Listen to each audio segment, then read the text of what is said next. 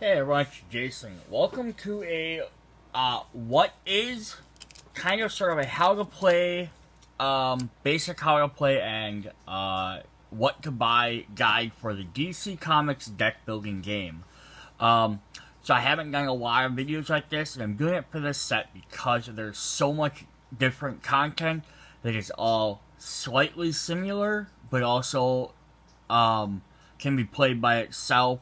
So some people might not know where to start or what to pick up. So first to start off is what is the DC deck building game? So what a deck building game is you start with a set of, every player starts with a set of the same cards that are very generic. They're basic things, they do your basic actions. Usually what they're doing is they allow you to purchase new cards. Then throughout the game, you buy new cards to make your deck bigger and better. So instead of starting off with just a card that gives you like essentially like one coin, or in this game it's power, to buy, you'll start getting cards that let you get like 3 power, or draw extra cards, or discard cards, or destroy certain cards. So it gives you a lot more options, and then every player gets to evolve their deck how they kind of want based on what's available. This should be different than a game such as like Magic the Gathering, where you still have that deck building in Magic, or you can, but you sit at home, you do it on your own, and then you take your full constructed deck and go play with somebody else. Or if you're doing a draft in Magic the Gathering, that's when everyone opens up packs, passes them around, but again, you're building a deck before the game begins. So it's similar to that because you're building it like at the time you're getting ready to play, but you have your deck completely made, then you sit down and play the game. This is your deck evolves over time. And it's also different than maybe a different type of constructed deck. Maybe a different superhero one would be something like Marvel Champions, or even something maybe similar like Arkham Horror, where there's a little bit of deck building in them games, but again, you have a deck set up and ready to go before you start the game, and then you maybe adjust it during games, but at the beginning of every one of these games, you always start with a new deck. Now, every deck building game has its own little twists and turns that differentiate them from each other, and that's part of the reason why I wanted to do this video, is because there are about four or five different types of things for DC deck building, and each different one, although they're overall compatible, do add extra little twists to each one, so it's nice to know about them. But like this game versus like the Marvel deck building game, play like the core concept of deck building, play the exact same. You only start with a small deck, you build it up, you have different thing there. You have to defeat some sort of villain or arch nemesis. But then from there, they vary fairly differently. I'm not going to do a comparison in this video. It might be something I'll do later if people are interested. It might be interesting to compare a couple of different deck building games. But for now, that's what it is. So I'm going to go through just a quick, before I show off the different types of sets in the games, we're going to go through just the basics. So the rule books here are actually very nice. They explain what's in it. So you get starting hands, it explains how all this works. Various different card types, which I'll actually just go through and we'll look at those. And then instead it goes through all the different rules on what to play. So what we're going to look at first is you get starting cards. So you're going to get a handful of these. So or a deck full of these. So every player has 10 cards. There, I believe. Let's see if I don't remember the numbers of these right off the top of my head. With 7 punch cards and 3 vulnerabilities. And now, not every game is going to have this exact same different thing. But what this is basically, so you're going to get punch cards, which are going to have some information on them.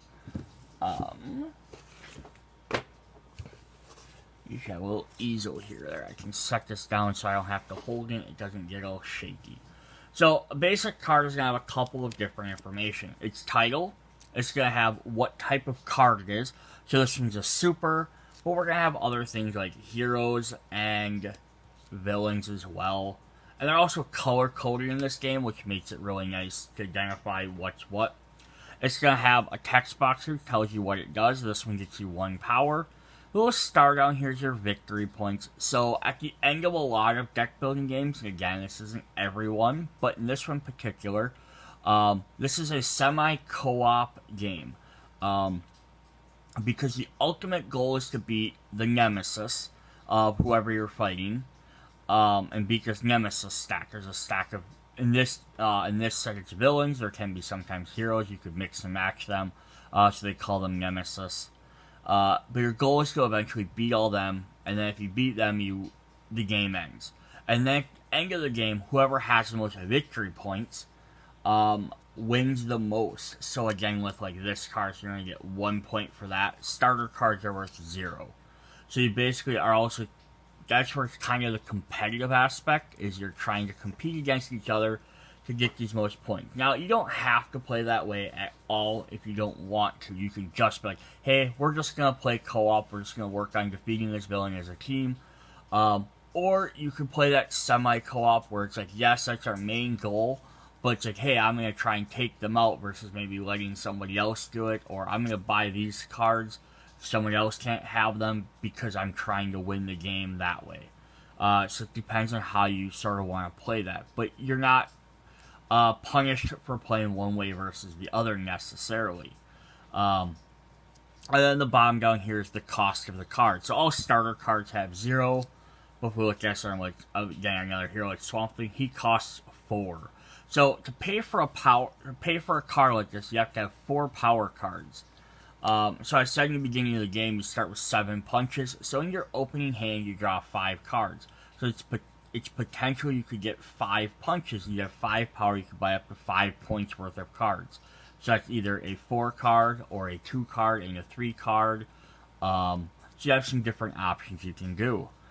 And that's basically what the game is. That's how your turn goes, is you draw a handful of cards, you play them out, you play them in order, because sometimes effects can happen. Like card A might affect what card B does, so you're supposed to play them in order. Then you add up all your power you have, or any other effects you do, because you might have a card that you play first, so like you draw a card. So like if example, so examples of some of these might be, so if I play like Catwoman, I'm going to get +2 power. These are some of the later hero cards. But if I play a card like High Tech Hero here, it says, if you play or have played a superpower equipment this turn, you get +3 power. So you gain the extra 3 power. So this one doesn't matter when you play it, as long as you played another card. But some of them will make some different, can make some different options depending on when you play and do stuff. For another example, you have Zantara here. So that's +1 power, so you can use that to buy stuff. So you may put 2 cards from your discard pile on the bottom of your deck. So why would that be helpful? Because whenever you buy a new card, it goes into your discard pile. Then when your draw deck runs out, your deck of cards runs out, you reshuffle your discard pile. So all the new cards you bought now get shuffled up, and your deck is better. You might draw them new cards. So this might be a case of maybe you played these other 3 cards beforehand, and now you have like 7 power or whatever. You buy a few cards, they go into your discard pile, and then you can use Zatanna's ability on cards you've already purchased, versus if you play everything first, and then you,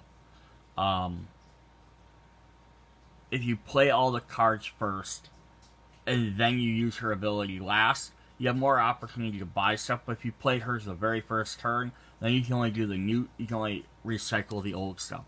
Or we have a card like Kid Flash. It says draw a card. This might be worth playing first. Hey, I play this card, I draw a card. Now, in my current hand, do I have, with that extra new card, do I have enough to be able to do anything? Versus, playing everything else and then playing this card and using that effect last. Where, then it's like, okay, I bought all this stuff, then you draw a card, that doesn't help me. It might change your different objectives. So there's going to be cards, so the order does make a difference. This particular game versus some other games, it doesn't make as big of a difference. Versus like Marvel Legendary, which there's a lot of stuff in Marvel Legendary, which you literally have to play one card before another or you don't gain effects. This one's a little bit, I would say, simpler in that sense, which is kind of nice. That's basically how that works. At the end of your turn, you discard your entire hand, whether you played a card or not. You're not required to play all your cards, and you draw a new card every turn. That's generally how that goes. You also start with vulnerability cards, which are no abilities, no cost, no nothing. They're just cards to mess with, just to make your hand weaker. And this is not a common thing in every single deck building game. Some cards have it, some don't. It just depends on what one you're playing. But this one does that. So, not quite half your deck, because it's 3 of your 10 cards are weakness. These are cards that you're going to try and get rid of throughout the game by using various effects. Which will say something like Heat Vision, for example. You may destroy a card in your hand or discard pile. This lets you get rid of your weaker starter cards, so that way you're not drawing them anymore, and you're only drawing your better cards. So it's kind of the goal there, is you buy new cards, make a better deck, get rid of your old cards. That way you can have some other things. So, some other cards that are out, is what we'll look at in just a second. So then what you do is the game here basically builds what is called the lineup. I'm going to back out a bit. So you have your main deck of cards, which is comprised of all the other different types of cards. Heroes, villains, equipment, superpowers, locations, everything that's not the Nemesis or the starter cards, basically. You're all shuffled together and you draw 5. Then during your turn, these other cards you can purchase. So you have option purchasing Bane for 4, Doomsday for 6, Kid Flash for 2, the Cape and Cowl for 4, or the Titan's Tower for 5. You buy these, they go to your discard pile. Now your deck's stronger. Then you refill that. And this is where some of that co-op competitiveness can also come into play. If you're playing co-op, you might be like, hey, I know that guy's playing a deck that needs equipment. I'll leave Cape and Cowl for him. Or you might be like, this guy's playing it. Like someone else like, dude, I really need some more power in my deck. Please don't buy Doomsday. I can afford them my next turn. So it's, it's just something you might co-op. If you're playing more competitive, you might be, on the other hand, being like, hey, I know someone can get... I don't want anyone else to have that benefit of drawing extra cards, so I'm going to take Kid Flash. Even though I can... it's depending. Like, I don't have to spend 2. I don't have to buy cards. There is... and you're thinking, like, but we'll just buy tons of cards every turn. One of the ways you can lose the game is if the deck runs out. So you don't want to keep buying cards all the time. If you don't necessarily need them, or if you don't have a way of getting rid of your older cards. Because now what you're going to do is, you can make your deck diluted, make it hard to find certain cards you might need, that don't, you want to try and get cards that are going to combo well together. Also, it's like you start with a 10-card deck. If all of a sudden you bought enough cards and you have a 40-card deck, it's going to be harder to draw some of them more powerful cards, versus things. So you can't use necessarily the mentality of using a game like Magic the Gathering, where it's like, oh, it's good to have this size deck, because in that game you don't generally draw through your entire deck. This game, you're going to go through your deck over and over and over and over, because every turn you're drawing a brand new hand of 5 cards. So every turn you're going through, at bare minimum, 5 cards in your deck. So you're going to see these cards a lot, which is also really fun. There's also a couple of permanent stacks out there. There are kick cards, Nemesis cards, and weakness cards. These cards are always out and available to deal with. So we'll look at the kicks and we'll look at these right now. We'll look at the differences. So we have kicks here, which are special superpower cards. So these are just always available for anyone to buy. So if you, and for how many there are. So they cost 3, they give you 2 power, so they're better than your punch. Because they have an effect as a superpower. They also give you 1 more power, they give you a victory point. So basically, if you don't see anything else in your lineup or everything else is too expensive, you can always opt to buy one of these early on to at least give you a little bit heads up or a little bit extra push. There are also, and sorry for kind of the gross image here, but we have weakness cards, which are various cards in the game which will give you a weakness, which now this works like a worse vulnerability, because not only does it not do anything in your card, it also in your hand, it also reduces your victory points by 1. So we have cards like Scarecrow, which will say +2 power when you play it, and then you attack. Each foe gains a weakness. And now this attacking mechanic is, again, part of why the game is semi-co-op, because if you play this card, you have to attack each foe. A foe is every other player. So if you play this, you don't have the option to not do that. There are modes that let you play full 100% co-op, and you could potentially do that, apply them to this game before you buy them expansions, if you would like, but we'll go over that when we get to those different things. We have other stuff like we saw Bane earlier, +2 power, and it says attack, each foe chooses and discards a card. And they're not everything is all foes. Some of them will target specific people. Trying to see if we had one of those, and I can't seem to find one for whatever reason.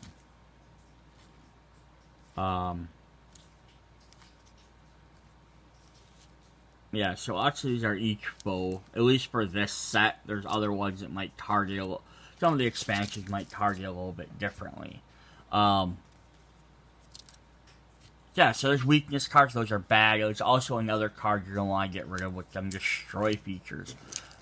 Then the last pile were the supervillains. So you're going to get a stack of these supervillain cards, which look a little bit different than regular villains. They still say villain, but now they also say supervillain. Also referred to as the Nemesis deck, because there are sets later on that let you fight against heroes. They're going to have the same idea, like purchasing power. They have higher cost, though. They have higher VP, and then they also have some special other effects in there. So essentially, they're more powerful. They'll have these first appearance attacks. So what you play in the game is you play the stack of these, and then if you beat Ra's al Ghul, or Ra's al Ghul, then he goes to your deck, or your discard pile, then now you have to fight the next one in the stack. So you can either stack these in number order, just to make it harder and harder, or you could randomly shuffle them, and you might end up with random difficulties. But let's say for fighting Atrocitus, you gain him, he has some pretty good powers, but he also has a first appearance. When he first appears, he doesn't attack and hits everybody in the game. There are later sets that add cards that have defend instead of attack, which lets you prevent attacks against you.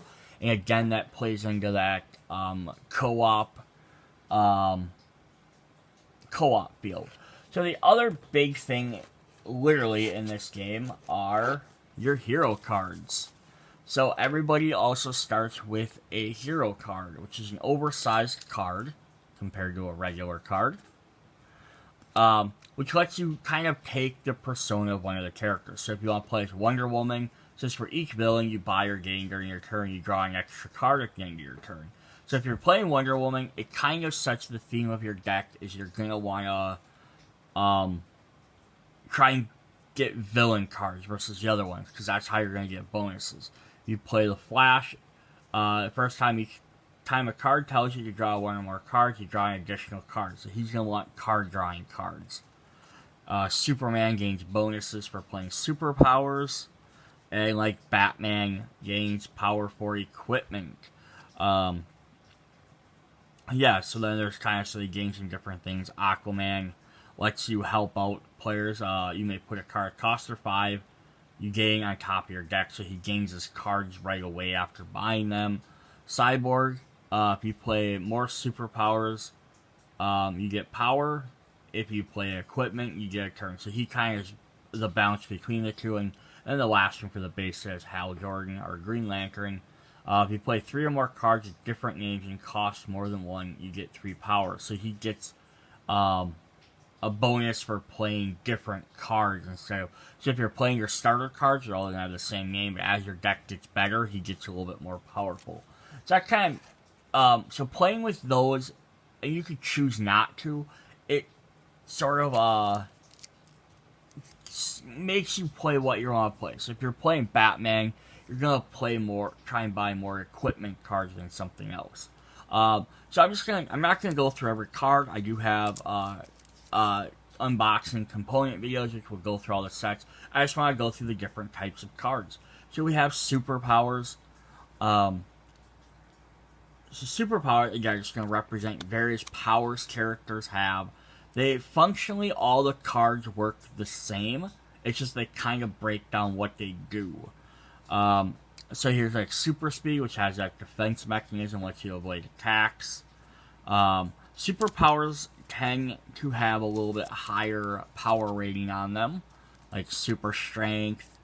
We have like bulletproof. These are representing Superman abilities. Basically all Superman Flash in here. So some different ones in there. We could also get the equipment cards, which would get stuff like utility belt. We could get like a Batmobile. These are kind of more equipment cards, kind of let you play around with other stuff. They're a lot less power. Like Lasso of Truth only gets you 1 power, but they have like some decent secondary effects, like 1 power, put a hero from a discard pile into your hand, or Green Arrow's bow. 2 power, but supervillains cost less to defeat. Named Metal lets you look at the top card of your deck and destroy it. So equipment is generally a little bit cheaper, costs a little bit, has a little bit less power to it for buying purposes, but it has some good secondary effects where superpowers tend to be a little bit more powerful in their power. Then, of course, we have heroes, which are going to be our various heroes throughout the game, which can vary all over the place, but they're typically all beneficial things. Like Kid Flash lets you draw a card. King of Atlantis lets you destroy cards and then add power. Catwoman just gives us 2 power, so they're kind of all over the place. Supergirl lets us gain a kick into our hand. And then every major character, we saw the oversized card, usually has a powered version. So like instead of Wonder Woman, we have Princess Diana with Themyscira, who has gain all villains with a cost of 7. And then their powered versions are just usually upgraded versions of whatever their cards do. So like the Dark Knight for Batman is plus 2 power, gain all equipment in the lineup. If you played Catwoman this turn, you may put a card you bar gain this turn in your hand. Yeah, so superheroes are all basically they're defensive or gaining bonuses lots of times from playing other cards, and they work together like that. The other type are villains, which are usually a little bit stronger in the power aspect, not all the time, but they have more of the mean abilities. So like Bane has an attack ability, Poison Ivy gets an attack +1. Attack each foe discards the top card of his deck. If it is 1 or greater, that player gains a weakness. The Penguin, a little bit more manipulative. Draw 2 cards and choose 2 cards to discard from your hand. Solomon Grundy, when you buy or gain this villain, you may put him on top of your deck and then get 3 power. Like Doomsday is just 4 power, so some are just stronger. Some get you a little bit, instead of just drawing cards, they have more manipulating effects, which are kind of fun. Like Cheetah just lets you gain a card with 4 or less from the lineup. So there's a bunch of stuff. Clayface lets you replay a card. So a bunch of different things there. So it's kind of your differences between them. The last type of card we have are locations. So locations are special cards that when you buy, they go in your discard pile like anything else. But when you play them later on, they stay in play. They have ongoing effects. They gain you bonuses. And there's usually one that's kind of represented for each of the main characters. So like Titan Towers is like a cyborg card. So it says when you play the first card with a cost of 2 or 3 on each of your turns, you draw a card. Every set usually has a couple locations, and each one has sort of like a time thematic scheme. This one's all about drawing an extra card. So Titan Towers, if you play cards with 2 or 3. Arkham, every time you play a villain. Fortress of Solitude, if you play a superpower. Watchtower, if you play a hero. Or the Batcave, if you play an equipment. So each one of these games, you'll bonus to draw a card at the beginning of your turn. Or once per turn if you play a specific card type. And then other sets will have like a cycle that might be every time you play it, you get to add 1 power, or you get to do this or that. So it's kind of fun as well. Alright, so this is a long video of me just kind of explaining what the game is. But those are all our different piles, our different villains, all that stuff. So now, the next thing I wanted to go over is what all the different types of the DC deck building game itself are. So one thing I do want to point out here is they have this backer, which isn't a DC backer. It's called the Rebirth engine. It's from Cryptic Zoic Games, who is the company in this game. So one reason why this is significant to point out is because all the deck building games from Cryptic Zoic have this backer. So although there is DC deck building, there are other ones, and we'll look over a couple of them as well. But they're all mix and matching, so you can mix and match any of these different DC sets together, even if they play a little bit differently. And you can mix them with the other sets if you want. Again, they're going to play differently, so you have to kind of take that into consideration. Alright, so with the DC deck building game, there is about 6-ish different types of styles of games in here. So there's the just regular deck building game, which comes in a bunch of big core sets. Each one is its own standalone game, so you can pick up any of the different core sets, sit down, play them. Then if you want, you can mix and match them together and do other stuff. It is one of the downsides of this game is they don't have a super clear or easy way to mix stuff. So again, if I'm comparing this to like Marvel Legendary literally has a setup game where it's like you take this deck of cards, this deck of cards, this deck of cards, this deck of cards. That's this deck. You take this, that. So every time you buy a new set, you're taking all these little tiny sets and mixing and matching them. This game sort of does that. Like, so if I was playing with this versus another expansion, another full box set, I could take the equipment out of this and add the equipment to that. But they recommend doing that so that the deck total doesn't start getting too high, because again, you lose the game if the deck runs out. And so that way you're keeping roughly a balance of what cards are what.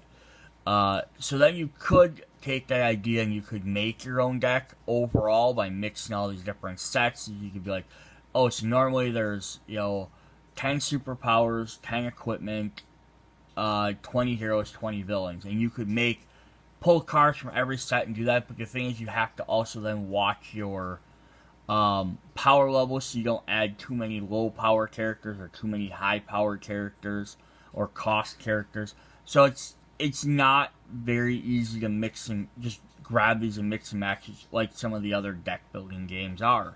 Alright, but we have the core set, and we do have a bunch of other base sets. So we have like the secondary set, which was Heroes Unite, which has a lot of the like JSA and secondary characters. The first set's based on the Justice League. This is kind of based on the secondary characters. And so you got Nightwing, Batgirl, Booster Gold, Hawkman, Shazam, or Captain Marvel, depending on what he's being called at the time. Black Canary and Red Tornado. And you're gonna have cards themed around them. So it's not necessarily just JSA particularly, but it's kind of like the second generation or secondary characters. So this might turn off some people. Some people might be excited to get some of them. But it's also the other character cards and equipment and all that stuff you're getting. Like you're getting like Metropolis and Apocalypse for locations. You get to fight off against like Lara Fleas and Trigon. You get Jarvis Tech. You have a couple other cool cards in there. But it's have its own set of starter cards, vulnerability cards, kick cards, all of that stuff. Then the third set that came out was Forever Evil. So what this allows you to do now is play as villains. So now your oversized cards are villain cards instead, so you get to play as like Harley Quinn or Black Adam. And you get to fight off against the heroes. So you're fighting against like Batman and Superman. And that's where the Nemesis thing comes in. And then it has the same type of stuff as, superpowers that are themed for the villains. Heroes that we've already seen. Now you can fight some different heroes that haven't been available. Like Superman, just Superman as himself. Things like that. Just kind of fun. It also has, being based on the story Forever Evil, it has characters from like Earth 3, which were kind of interesting. They're like evil versions of the heroes as well. So that adds some extra different depth into the game. Then the fourth big box set was Teen Titans, which of course adds Teen Titan characters. Old Teen Titans, new Teen Titans. So you get Beast Boy, we get Wonder Girl. We get Teen Titan themed villains and heroes to fight against and equipment. So a bunch more interesting stuff there. So if you're trying to do some of that, you want to play with these characters. So those four main box sets that came out give you a decent selection of heroes. Then they came out with, later on, after all the other expansions were out, they finally released another big box set, which is Dark Knight Metal, based off the theme of that. And some of these do say there's a promo inside. That's going to be limited on the boxes, so if it doesn't say this, it's not a first printing, there won't be a promo, so just heads up on that. But this lets you play as, against the Batman Who Laughs. You can play as, we're re-jumping back into some of the original characters we played with, like Superman and Batman, but we're going to have some other new cards in there. And then these characters also, the oversized characters also have some different effects. And there's some special metal cards in here. Just stuff you want to see more on what's actually in the box, check out my unboxing videos. But yeah, this adds just another different theming to it. So those were the 5 main box sets. They do have other big box sets, but they play differently. So that's kind of like set 1. They all play the same. Set 2 are of different stuff I would call are the Crisis sets. So these are expansion packs. These are not standalone. You have to own one of the base games to play them. So we actually have 1, 2, 3, and 4, which match the first 4 boxes. So each one's kind of semi-thematically tied in to a box. So like set 1 is kind of themed to go with box 1. Set 2 with 2, 3 4 with 4. So like 4 has Teen Titans on it. 3 has Earth 3 villains. It's like a villain set. Like the first one has a lot of Superman, Aquaman, things like that. What makes Crisis interesting is it turns the game into a co-op mode, as well as it ups the difficulty. So because it's more difficult, it actually just straight up ups the difficulty. Another thing I do want to point out this time is you can see we have the old DC label versus the current DC label at the time. They keep changing them. So if you're buying your sets now, or in the, after this video's out, they might have reprinted versions that have the new logo. So then all the cards will have this updated logo on them, and all the future expansions will have that. If you buy an older set, it might have the old label. The cards are all functionally the same. They may have updated as a reprint. They may have updated some of the text if something was like misprinted or something like that. But they didn't change how anything works. They just changed the logos. Yeah, so Crisis sets add extra little twists to the game. So we're going to look at those quick. So, I'm going to push that back. Like I said, they're full co-op, so they do change the rules a little bit. So you're going to still get a couple like extra cards, like you're going to get your superpowers, you're going to get some villains, some heroes, all that stuff. It's not a full deck, like a full deck compared to the other ones. So you can't, so this is your main deck, it's only that big. So you can't just play this by itself, you have to have one of the core sets. But you don't have to have, Teen Titans to play Expansion 4. You could buy the base game, and then buy all 4 Crisis and play all 4 with them. You could buy Forever Evil, play all 4 of them. You could buy Dark Knight's Metal, and play all 4 with them. It doesn't need to have all of those different stuff. So what they do is, it kind of, a couple of things they do is they add upgraded villains. So like, we have impossible mode versions of our super villains, which, are going to, for the most part, match the super villains from that base set. But they made them more powerful, so they cost more, they do more effects, they have some different extra abilities. Like some of these have ongoing abilities instead of one-time effects. So we're going to get a bunch of the different villains like that. We'll have like an Impossible Mode Lex Luthor, you know, or like Sinestro. So they have some different stuff there. So that's one way it becomes more difficult and why you have to work as a team. The other thing it adds into the game are special Crisis cards. There's a Crisis deck, which lots of times it's kind of like different story things. Like we can have Arkham Breakout, Identity Crisis, Death in the Family, a Final Countdown, Alternate Reality. And what these do is when they're out, they add harder effects for the players to play in. Again, you don't have to always add all of these. You can just do the Impossible Mode villains. You could just play these instead of the Possible Mode. There's different options to do. But, so like, for example, this says Crisis is ongoing. At the start of your turn, destroy all heroes in your hand.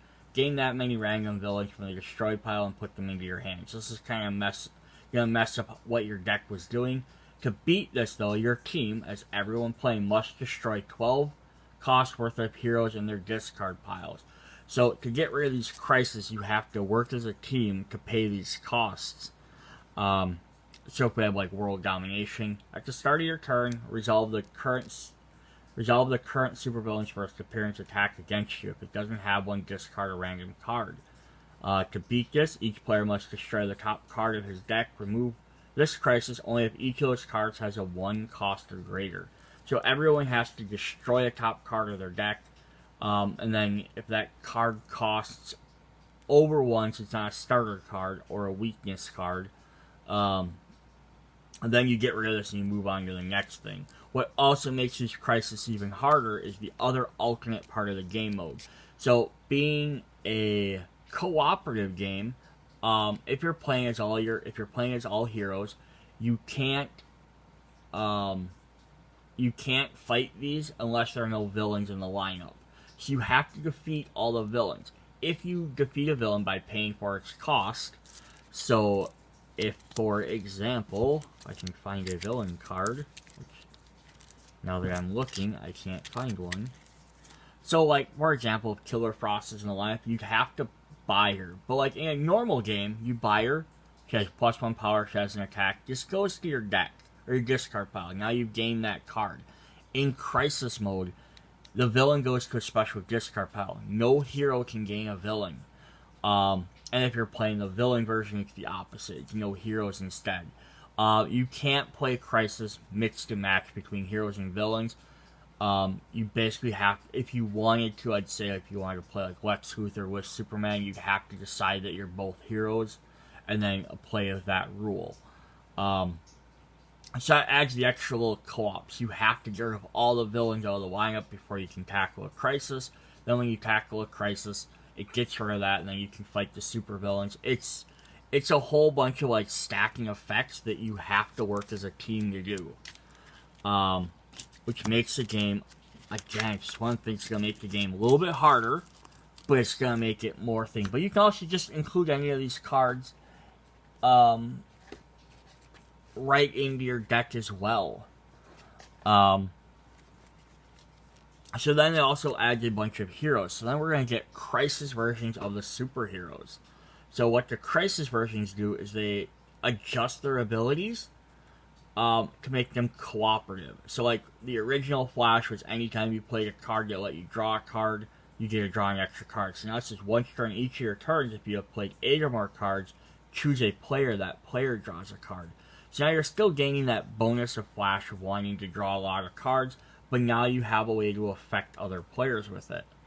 Like Superman, where you got extra power for playing superpowers. Instead, now it's if you played 7 or greater cost worth of cards, you can choose a player, that player draws a card. So each one kind of helps out another player. Like Batman's is once during each of your turns, if you have played 2 or more equipment, you may choose a player, that player discards his hand and draws 1 fewer card. So I can help out someone that maybe has a bad hand. Yeah, so these are all crisis heroes. They give them abilities to help out their other players, so that way you can work together more. So that's actually really fun. You also, though, just with that, you get more heroes. Just regular heroes. What's also neat with these is because these heroes kind of tie into the next, sort of tie into like the next theming set. So this one kind of, these characters kind of work well with the Heroes United set.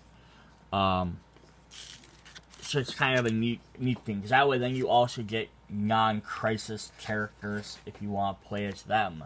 So then just as a quick look, if we looked at Crisis 2, so in Crisis 2 we're going to get like our Crisis version of Booster Gold, or Starfire, or Red Tornado, Shazam, Black Canary. So the characters from Heroes United now getting their upgraded co-op forms. But then we gain, in this set, we gain a theme of Lantern characters. So Star Sapphire, Saint Walker, Kyle Rayner. So it kind of gives us a theme, because the next set's villains, so they didn't really have the villains, but it kind of gives you a theming to do that. And then, of course, like we said, we have like the villains. You could get your oversized villain cards. You have just some different villains you could play. Or you get your crisis versions of like Bane and Deathstroke and Harley Quinn, which work the same way. But villains, although with villains, they're still going to compete against each other. So even though you're on a team for the crisis, each time you attack a player, that player draws a card. So villains are even a little bit harder to play as, because you don't draw as a co-op team. You don't keep hero cards. You only keep villain cards. You're still going to be attacking each other. So even though the villains can work together to try and stop a hero, they're still going to fight between each other, because that's what villains do. So that's what the crisis modes are. And then each crisis mode adds some extra little twists to it as well. So each one's a little bit different. It's like the main Crisis deck, just kind of, Crisis 1, just sort of adds the stuff in there to get you started. New heroes, new Crisis cards, possible mode villains, all that. Crisis Mode 2, we're fighting against the Black Lanterns from the Blackest Night storyline. So more Crisis cards, you can mix Crisis characters, new Crisis cards to add in there, new impossible villains, all that fun stuff that you can add in there. Crisis 3 goes with the villains, so we're actually going to get the oversized villain cards, which we looked at. So it has new hidden objective modes, so that way like villains can kind of have like special things they have to do. to try and, like, hey, like, you don't want to play these cards, or you want to get this, and little extra things that can maybe help you win the game by playing certain things. So again, check out the unboxings for these. You can see it more of what those do, but it adds a little twist there. And Crisis 4 is Teen Titans, which again just adds more stuff. So this also changes up things a little bit because it adds crises instead of regular, which everyone has to do. It adds personal crises, which only affect one character. So yeah, it's one thing. So instead of it affecting everybody, it's specifically affecting your character, but the other players can come help you solve your personal crisis, so that way you're not dragging everyone else down with those. So it kind of still keeps that cooperative feel in there. Plus, it has a new keyword with Unity to add some other different stuff. So like any expansions are always going to add more. So that's kind of the second thing. So you can buy your base games, and then you can buy these crisis sets to add more character cards, more main deck cards, more different villains to fight, all that fun stuff. The third type of thing are just regular expansions. They're called crossover packs. So these are little tiny mini packs. They're even smaller than the Crisis. That just give you a theming of extra characters. So they're kind of like, we don't know how to fit the Justice Society of America into a set. We don't want to make a full big box for these characters. We don't know if they're going to be popular enough, or how to theme a set around them. So that's basically what these are. You're gonna, like this set, you're going to get 7 more oversized characters to represent your the Justice Society, like Jay Garrick, Flash, Power Girl, Wildcat. You're going to get new equipment, heroes, villains, superpowers, all that stuff. So you get 18 more cards. And then you're also going to gain new keywords or abilities that work with these characters. And then what they recommend to mix this in. So if I bought this and I want to mix it in with my my base game, it's usually they recommend is take the top half of your main deck, then shuffle these cards in there so that you can see them.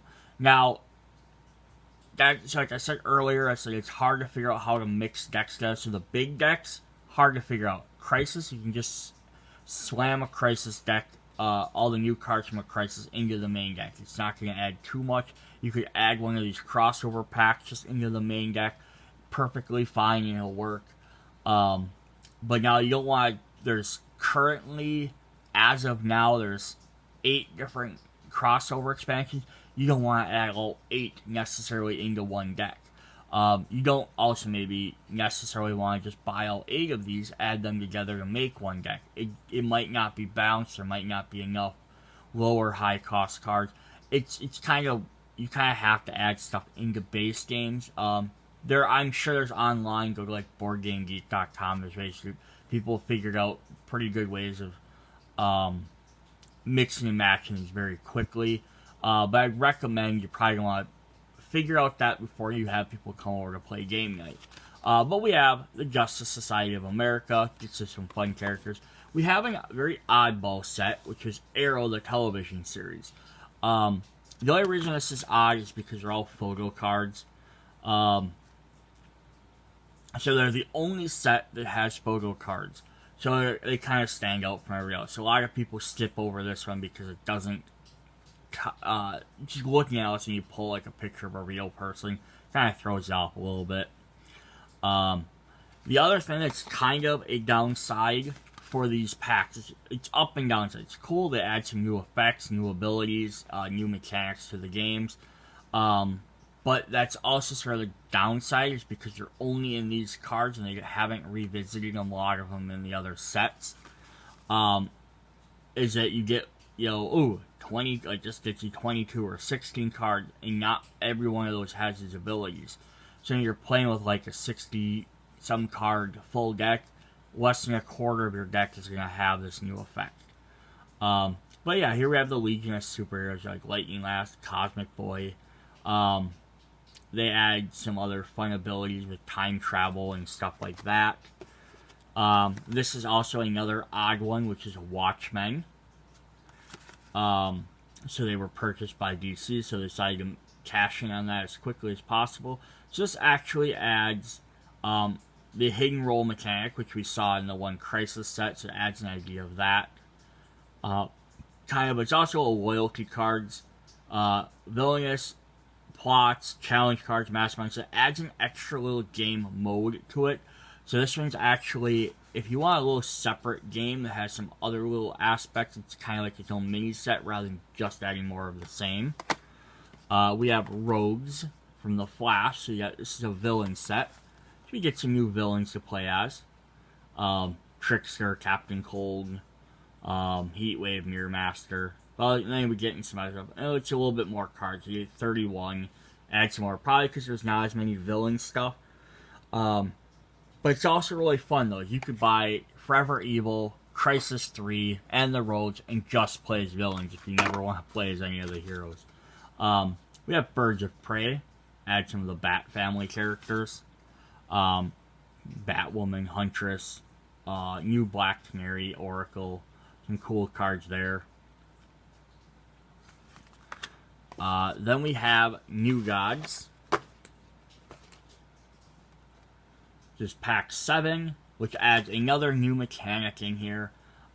So the again, this is kind of neat. So it adds a little extra, own little game in here. So all the locations in here, instead of having 6 separate locations, each player starts with 3. So either New Genesis or Apocalypse, and then basically you're trying to protect your homeworld.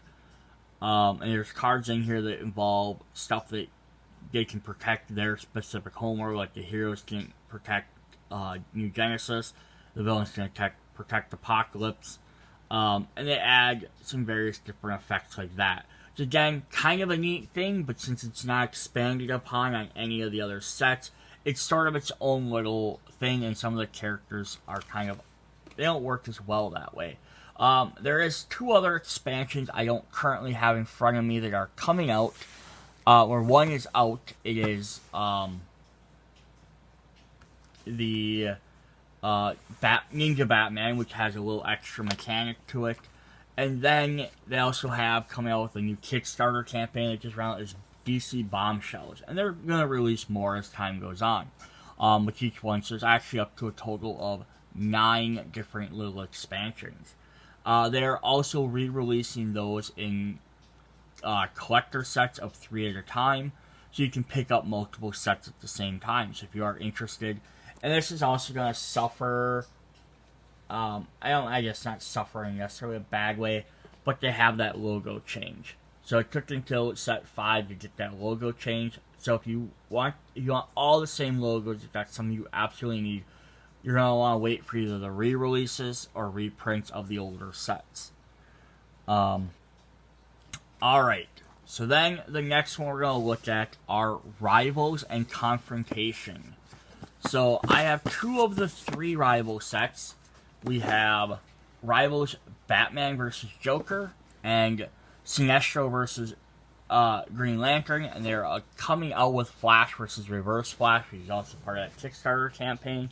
So this is the 4th kind of like set of thing, and then there was Confrontations, which was the big box set, which adds 4 heroes: Zatanna, Aquaman, Wonder Woman, Superman versus 4 villains: Lex Luthor, Ceres, Ocean Master, and Felix Faust. So rather than releasing 4 more box sets, they just made one big box set for people that wanted to play this. Alright, so what makes this different? So the base games play the base way. The Crisis add more co-op, harder difficulties. The expansion packs add, some new characters with special new mechanics that kind of thematically tie together. So although those are, technically they're just extra cards for the base game, being that they have little mechanics that kind of maybe work better together, you sort of can't just always pull 1 or 2 of those cards out and throw them in a main deck because they might not be as effective. The Rivals, the overall gameplay plays the exact same. You do the same deck building, starter cards, all that. The difference is this is meant to originally be a 1v1 game. So one person plays a Batman deck, one person plays a Joker deck. Kind of idea, or Green Lantern, Sinestro. Then with the race of confrontations, now you can actually play teams. You can have 2v2. So you can play a 4-player game, but it's still a versus head-to-head game. They get rid of, it adds a couple of different modes, which makes it a little bit different, and it changes up some of the other stuff. So we're going to look at a couple of the cards here first. So first of all, I just want to look at are the oversized cards. So instead of having 6 different characters, if I'm playing Batman, I just have Batman. And then he has a cost of 9 on the bottom. So this is instead of, so like your normal big character cards don't have costs. So what this is how much the Joker player has to pay to defeat this version of Batman. And if they defeat him, then I play the 12 version. And if they beat him, I get the 15, and if they beat him, they win the game. So basically you're replacing that Nemesis deck of superheroes or supervillains with the other player's oversized card. So that's the big change in this game. And then the Joker's the same way. He has a 9, a 12, and a 15. So this is letting you, you have to fight against him, and as you get defeated, you're going to have to fight a stronger version, but you're only playing against the other player. One of the other big changes in there is listed on here is called Confrontation. So it says, during a confrontation, +1 power for each equipment you have. So in the rule book here, which I'm not going to go over too much into depth because we do get a course, but it still has like your regular lineup, your main deck, your lineup, all that stuff. You just notice now we don't have that middle deck there. So when you confront an opponent, it's basically saying this. At the start of your turn, you may announce a confrontation, which is where the big set gets its name from. Confronting your opponent is the best way to defeat them once more. Only by announcing a confrontation can you attempt to defeat your opponent. If you defeat them 3 times, you instantly win the game. However, your opponent is no easy mark. So what you have to do to attack a character is you have to announce a confrontation. Say, hey, I'm confronting you this. Like, you can see what your hand is. You're like, okay, this Batman has 15 power. I'm Joker. I have enough points to defeat Batman. I'm confronting you this turn. So then you can do is you can play your cards and try and do enough power to that. But in doing that, you can't buy any other cards or anything like that. So basically, your turn, you're either buying new cards, trying to make your deck better, or you're choosing to fight your opponent. But you can't do both. You can't split it between both. Which is, show like the difference between the regular game. Where you could buy a card, and then if you had enough points, you could attack the supervillain or Nemesis deck. So that's one difference there. And then that also affects how the cards go, how all the cards work. So you're still going to get your, like punch cards. You're going to get a set of punch cards. You're going to get your vulnerability cards, which is also fun about buying different sets, is every set has a different artwork. So you can start mixing and matching them. You're going to get weakness cards, which work the same. So of course all those guys are the same, and then you get some kicks for Batman. So all that stuff is essentially the same thing. So these games are 100% standalone. You can buy Batman, Joker, or Green Lantern, Sinestro. You can sit down and just play them. You're going to get superhero cards like you normally would. But then some of these now have special effects. It's a block. You may discard this card during a confrontation. If you do, add 4 to your character's cost this turn. So, instead of a defense card, this is a block, which is specific for the confrontation. So if you mix this in with the regular sets, basically you're paying 7 power.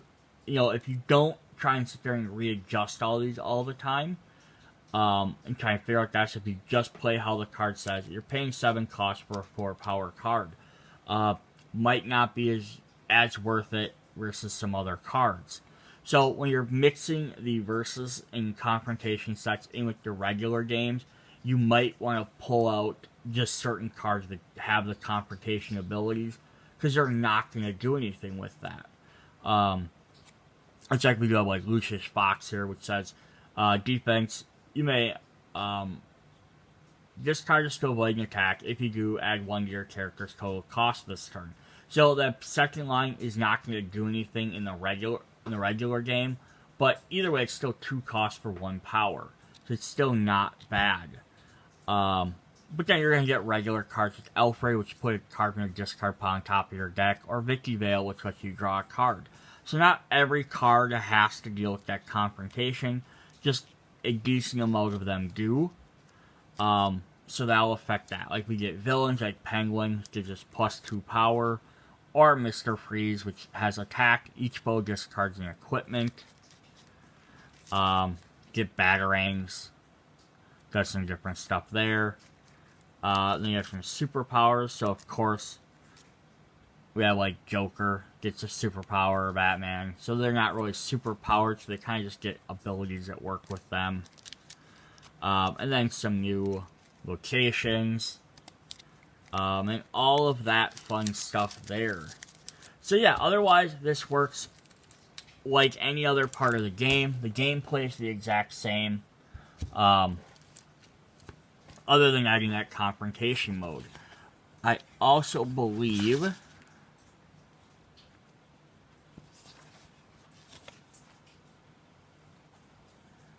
I think that you can still buy heroes and villains regardless of which character you are.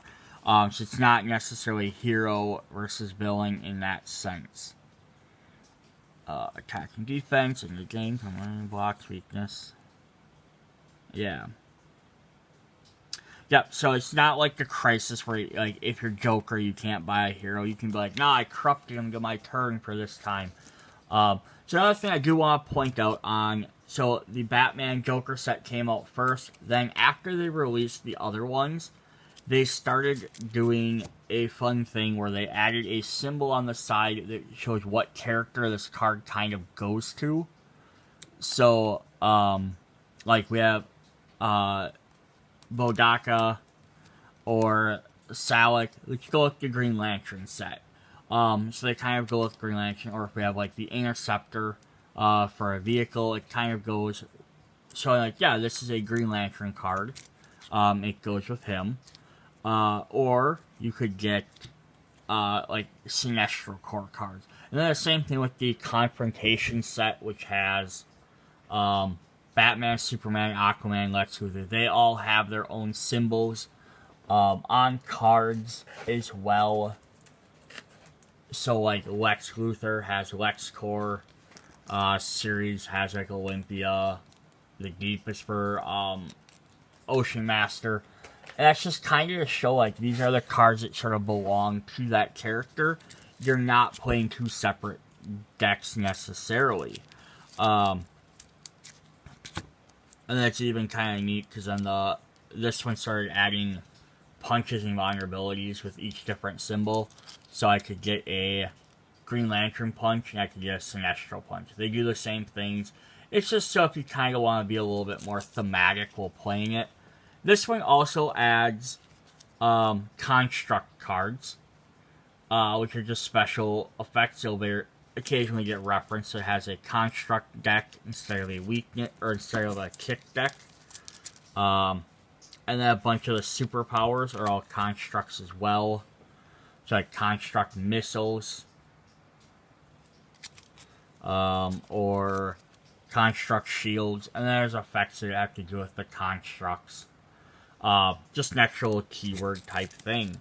So that is Confrontation. So now you could buy Confrontations, and you could mix and match it with any of the other rival sets, or you could buy 2 rival sets, mix and match them together, or you could buy one of them and mix and match some of the cards with the regular one.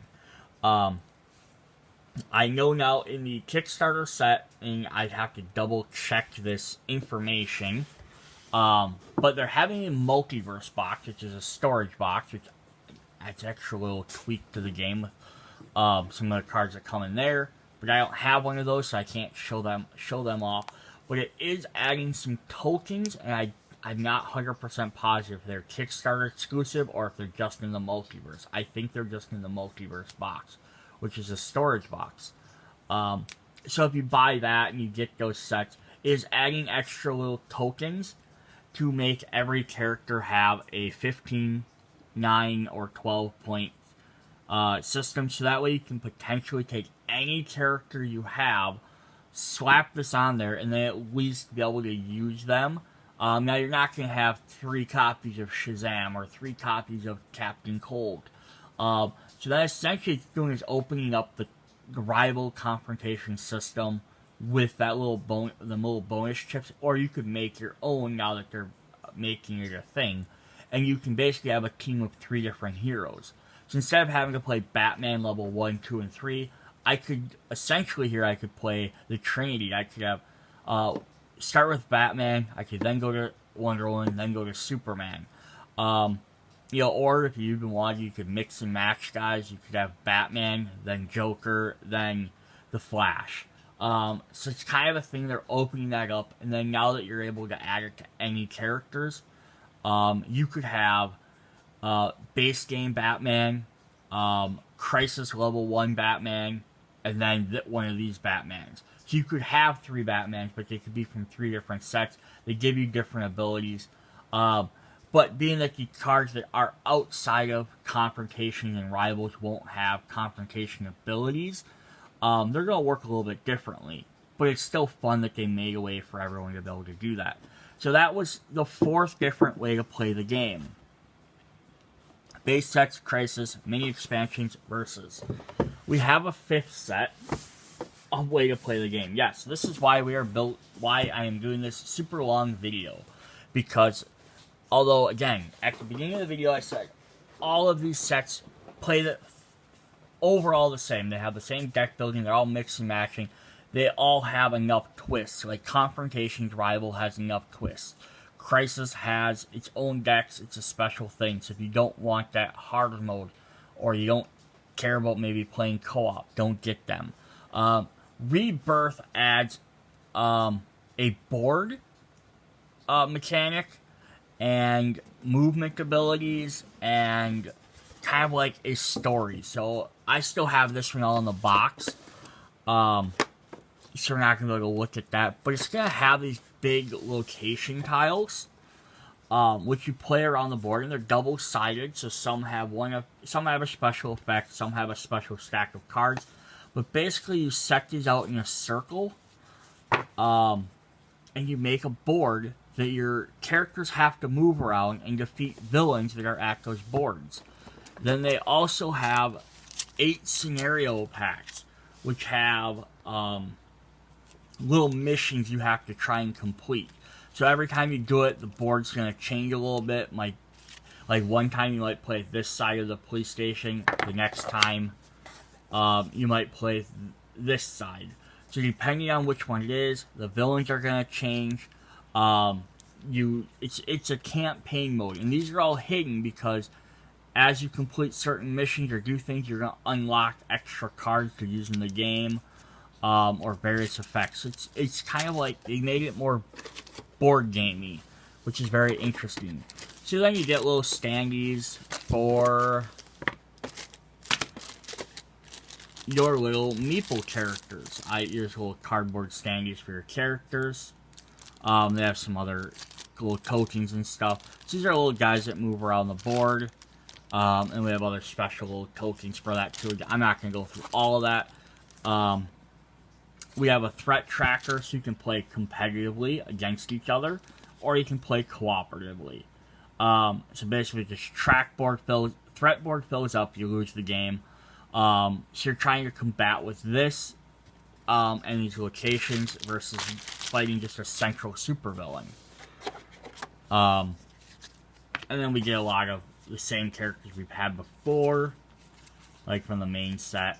We get some extra Green Lanterns. What they have, a couple different abilities. They're kind of, again, tweaks on their original ones. Like the original Superman was 1 power for each superpower. This one gets 1 power for each villain on your space. Batman gained bonus for equipment. So each time you avoid an attack, defeat a villain, you gain stuff. So they have some different abilities. So they are different, but because they talk about spaces and movement and that, this is why this set doesn't, kind of like the Confrontations, it has special effects that aren't going to let you mix and match stuff as well as everything else. So, that's a randomizer. So, we do have a couple of different other cards here. We're just going to kind of jump through these quickly. You can look at these. So, they have these basic cards, which aren't starter cards. You do have your regular starters. You have, like, Punch. You have Punch, but instead of having a weakness card, they give you the... Let's skip that one for a second. You have Move, which has Move on the side and gives you Move 2. This lets you move to different spaces on the board. And then they have a card called Helping Hand, which has Assist, Range 0, +1 power, target player moves their character. So it gives you that 1 power, which is nice. It lets you help other characters move around the board. And then Assist and Range have to do with helping out other players, which is a fun co-op thing. But the range has to do with that board. So if you're playing a regular game, the only thing this card's going to do is give you 1 power. Because there's no spaces for characters to move. There's no range. So again, that's kind of that thing on there. Same thing with like Run. Wouldn't do anything in a regular game. So they kind of added a neat board game element to this, which could be definitely fun. This could be, hey, you like the concept of the deck building, but you want to, instead of just fighting each other, just fighting a villain, you want a little bit more. This could definitely be a way to pick that up, play, play this special thing, like board game version. So then, like, some of the decks, like the police station stuff, will add these special decks that'll always be out. So instead of, like, the kick card, you might end up with a withdraw card, which says gain a card with 4 or less within range 1. So again, with the range thing, it doesn't work as well. You could have, like, toss. You may move target villain up to 2 spaces. Different things like that. Like, super speed lets you move cards and gives you so they're probably very fun for this game, but like you can't mix a lot of these cards in with the regular game because they wouldn't do anything. Now, that being said, you could mix cards the other direction. In the same way like the Confrontation's Rival, you could pull cards from the regular set, put them into these games. Again, though, because they're not going to have they're not going to have like a Confrontation ability for Rivals, or this, they're not going to have Move or other locations. If you put too many in, it's going to dilute your chance to get them Move cards. Sort of have the same type of stuff, like we'll have Jetpack, but if we put too many other equipment, or if we take all the equipment out of this game and we put in all the equipment from the base game, now we're losing all these movement cards, or all these range cards that let us do stuff. So yeah, it'll effectively neuter your deck, make it harder. It might add more power or some other various abilities, but it could make it more difficult. But yeah, we're gonna end up with all the same type of cards. If we have equipment, we're gonna have characters like Black Canary, superpowers like Hard Water Bubble,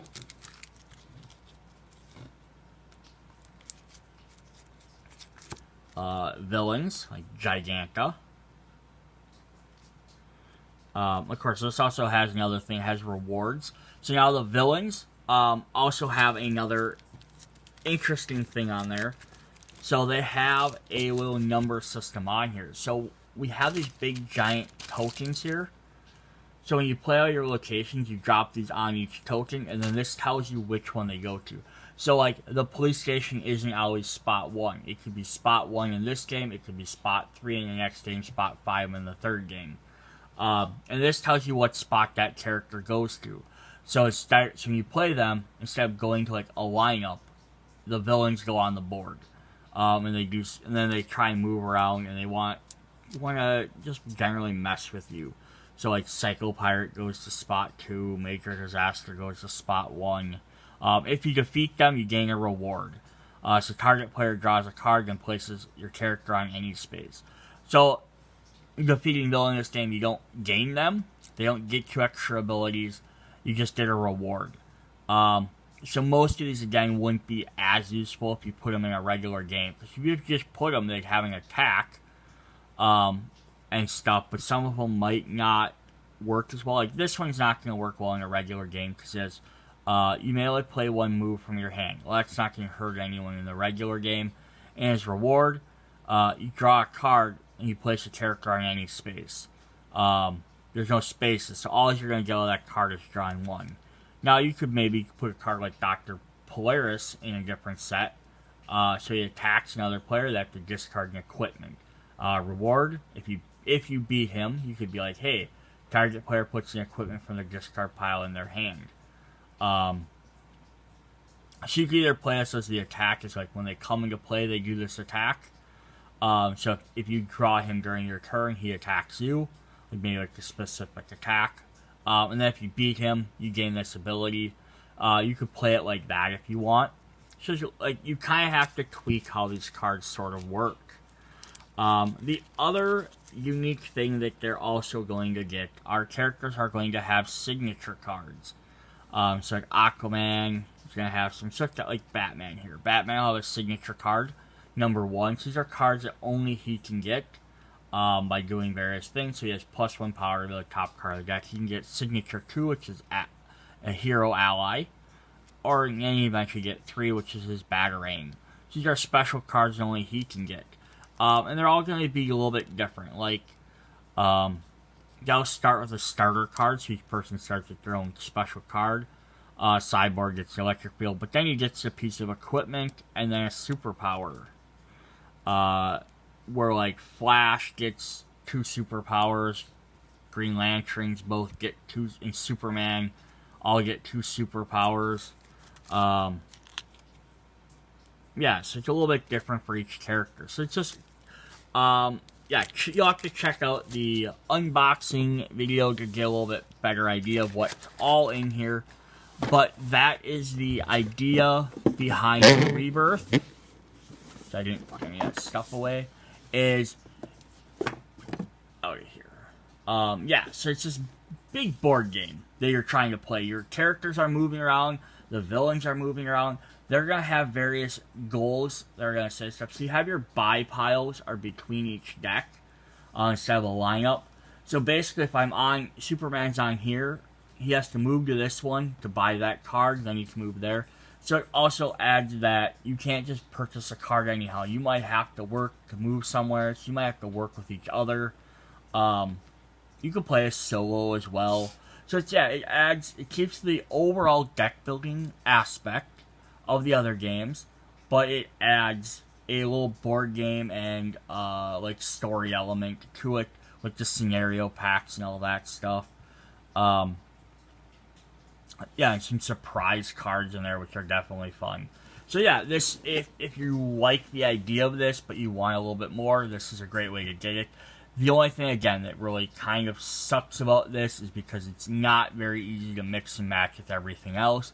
But there's a lot of talk about this during the last, the 10th anniversary Kickstarter, and I think that's what people were kind of telling the company, because they were listening to all the fans. And they were saying, it's not that the game's not fun, it's that it's not directly compatible.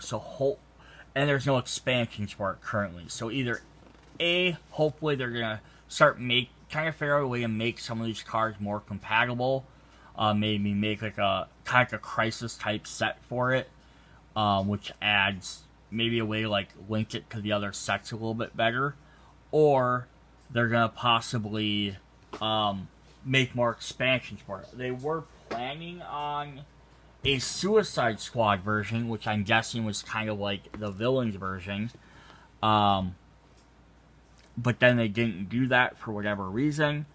Maybe because they didn't know if people were going to like this game, or it wasn't selling well enough, they didn't want to spend time. But maybe now that they've had fan interaction, that will change. Alright, So then the last thing we want to go over is, I don't have it because it's not out yet, is Injustice Gods Amongst Us. Or Among Us. This is a brawler type game. They have another cryptozoic game called Epic Spell Wars of the Wizard Battles, and I think I misspoke all that. But that is another DC deck building game. Not DC, it's not a cryptozoic deck building game. But it has a brawl system in there, which basically kind of like the Versus system, or the Versus and Confrontation, the Rivals and Confrontation. It promotes attacking other players. But the difference in those, you're just trying to defeat that oversized card. In these games, you have meters, and you're trying to actually defeat. You're trying to do damage to the other player. So you're playing like as Superman versus like Batman, because he's based off of the video game. And I'm trying to see if I can get some pictures here for you.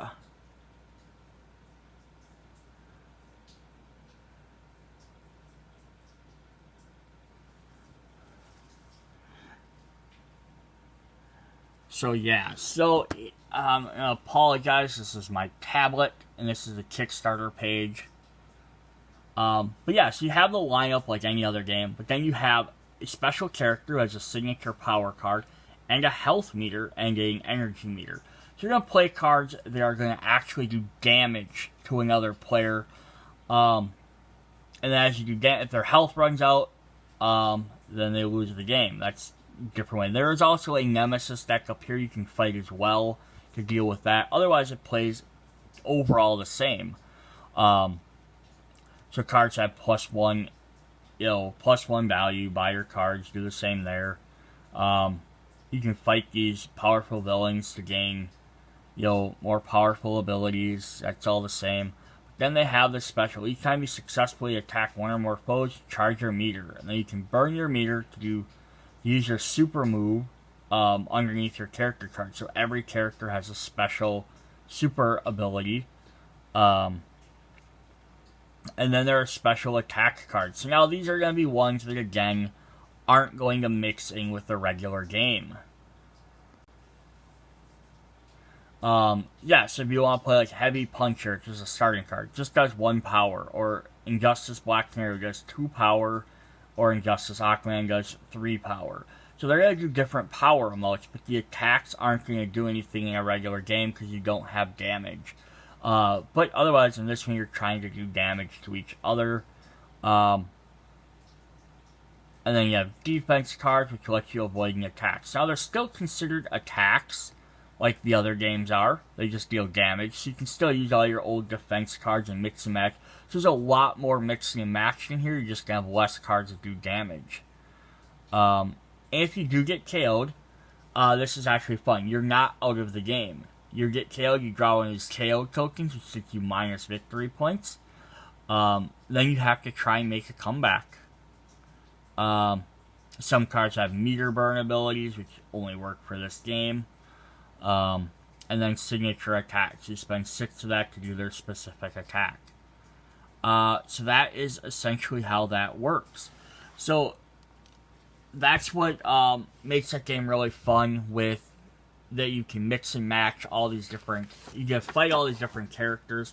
But again, it's that if you want a game that's more, hey, you like Rivals, but you want more of a head-to-head, that's awesome. There's also the fact that you don't get knocked out of the game. So even if you get KO'd, you just restart your next turn with a little bit deficit in victory points, but it is still a versus game. But yeah, it's definitely fun. So that is my overall overview. So we have base sets which play. We have Crisis, which add co-op, harder difficulty. We have crossover packs, which add extra little bonuses and characters. Rivals, which add in Confrontation, which add a versus mode. The Rebirth system, which is a board game, And then finally we had Injustice, which is a brawl style game. So depending on what you're looking at to get is what you want. If you don't want anything outside of it, just buy the base games, the Crisis, and some of the expansion crossover packs. If you're looking for some of the other stuff, the Confrontations and Rivals can be really fun. Rebirth is its own special, and Injustice are kind of their own special thing, so be wary on those. The other thing I do want to show off is there are other games in this Cerebrus system, such as we have some Rick and Morty games. So they're gonna play. They have the same idea. They have the starter cards. They have buying cards. They have oversized cards. All that's the same. But each one of these other types of games, again, like the Rebirth, like everything else, has its own little thing. This has some special portals, locations, some different character types. The card types are they try and keep the same colors. So like hero-y characters are kind of like in blue, villainy characters are in red, location-y thing. They try to keep some of those colors the same to keep it thematic, so it's easy to tell. Can you mix and match these? You sure can. But like mixing any of these smaller expansions with one of the regular of DC, mixing and matching this stuff makes the game harder because these guys have their own unique mechanics. So like the Rick and Morty, there's stuff that specify having to draw like a Jerry card or a Morty or a Rick card. So also now if you mix them into DC, you're going to draw them cards less because you're going to be gaining other cards. There's also the Cartoon Network crossover series, which has all sorts of things. Adventure Time, Powerpuff Girls, Dexter's Lab, Johnny Bravo, a ton of different characters. And this has, it's really fun. It has, again, all that same gameplay elements, your superpowers, your heroes, your equipment, but it has special event cards. It has things that are going to reference some of those, like inside jokes and things like that. They aren't going to be in the regular set as special weakness cards. So again, some of these might be fun to mix in, just because the effects might be kind of fun. Some of them, but then you're also going to have to include some of these other decks too, depending on which ones you add. The weaknesses in here are really fun because they're all different. They have special starters that do different things in there. But they also have kind of like gimmicky stuff in there. It might say, hey, you have to sing a song until the end of your turn, or you have to stand until the end of your turn. So they have other little goofy Cartoon Network things. There's also a Teen Titans Go set. There is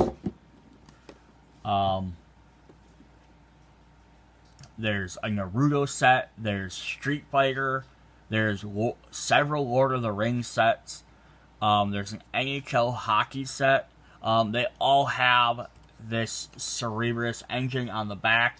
They all have the overall gameplay is the same, but they're all going to have their own little mechanics. Like Street Fighter uses, you move from location to location to fight different bosses instead of having a stack. Naruto has oversized cards. You get to attach cards to them to gain various bonuses. Lord of the Rings, I think, has like an extra deck. I don't remember. I haven't looked into that one as much. But I think it has like an extra deck that allows you to do some different stuff. The Teen Titans Go, I think that's more in line with the DC, but I think it also kind of crosses over into the Cartoon Network ones. I think it's kind of the mixture between the two.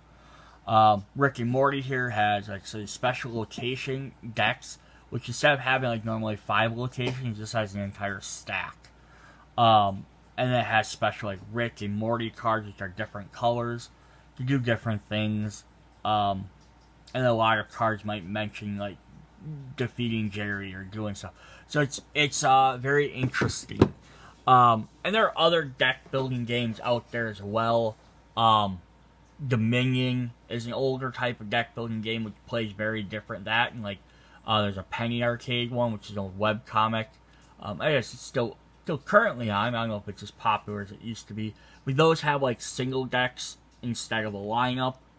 So they play a little bit differently. Dominion, even though those two games have a very similar mechanic with stacked decks instead of a lineup, they play very differently because Dominion's all about, it's kind of just like trying to gain the most money.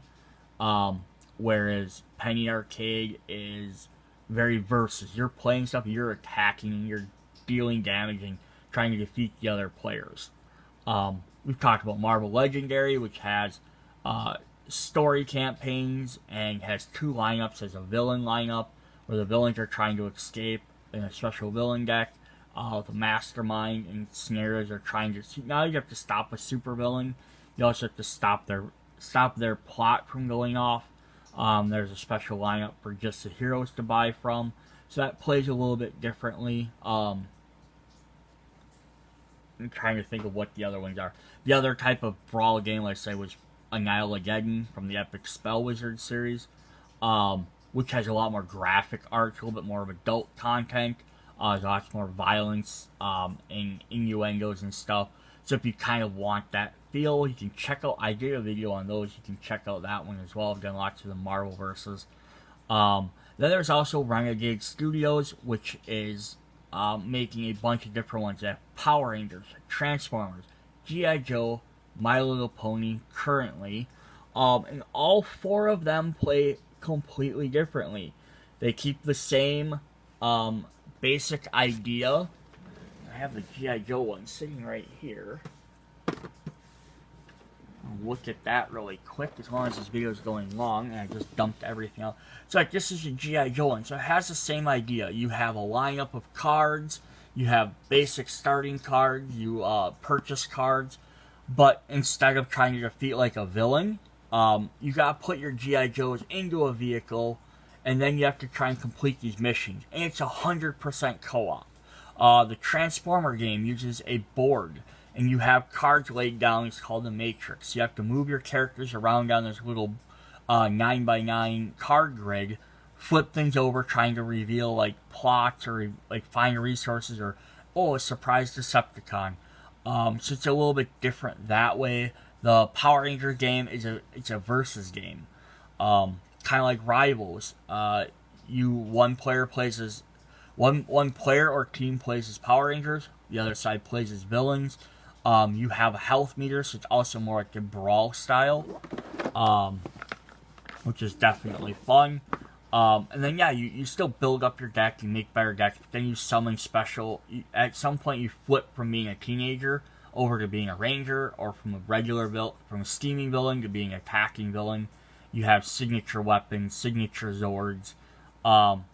The My Little Pony one, I don't know as much about, but I know you have meeples, and again, it has more of that board gamey feel. You're trying to like go from location to location to stop the bad guys that are around, or whatever they're called in that game. It's based off the newer Friendship is Magic cartoon. But yeah, there's so many different deck building games. So even if you watched all this and you're like, oh, I kind of like the deck building idea, but I'm not a DC fan. There's Marvel. There's Cartoon Network. There's G.I. Joe's Transfers, 80 nostalgic things. There's Dominion, which is just like generic kind of fantasy. There's Ascension, which uses the main lineup, and that's all like monsters and demons and stuff. There's so many different deck building options, even outside of DC. But if you are a fan of DC, there's your kind of option on what you want to get. Again, it's not every deck building game out there. I have one that's one where you're running a supermarket or a store for adventurers buying equipment. There's so many different ones out there. Alright, so that's what I got for this. I know it's been super long. Hopefully you watched all of it, you enjoyed it, and you learned what you needed to know about what different things to buy. You have questions, hit me up in the comments. I will try and answer them as best as I can. Other than that, you can check out all the unboxing videos for all the DC games, as well as I'll hopefully eventually get to any of the all the rest of these as well. And then you can actually deep dive and see what's in each set to see, hey, I really want the base game, I want Crisis, but I don't know which Crisis to buy. You can see what characters are in there, and that might help you pick and choose what sets you want. Alright, see you guys later. Bye.